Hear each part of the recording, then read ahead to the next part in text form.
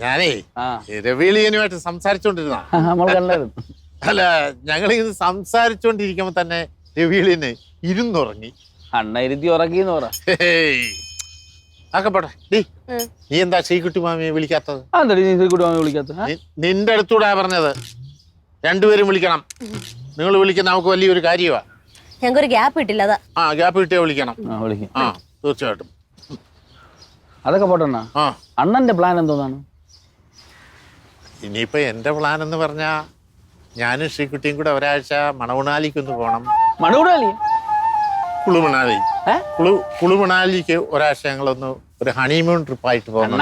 അതൊന്നും അല്ല ഞാൻ ചോദിച്ചു. അണ്ണന്റെ ഇവിടുത്തെ പ്ലാൻ എന്തോന്നാ? ഇവിടുത്തെ പ്ലാനോ? അതിപ്പം മണിക്കുട്ടി വരട്ടെ. മണിക്കുട്ടിയായിട്ട് കാര്യങ്ങള് ഞാൻ ഒന്ന് സംസാരിക്കട്ടെ. എന്താ കാര്യം?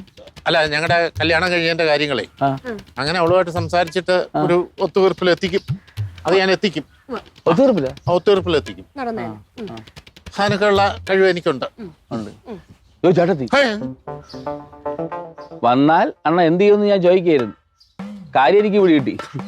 അണ്ണനെ മണിക്കൂറണ്ണ അണ്ണ ഒന്നും ചോദിക്കാനും പോണില്ല, ഇവിടെ ഒന്നും പറയാനും പോണില്ല.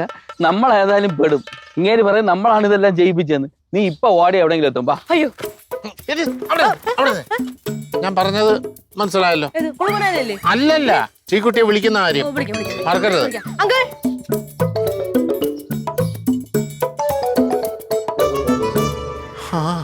ഞങ്ങളുടെ കുളുമണാലി എന്തായി തീരുവോ എന്തോ.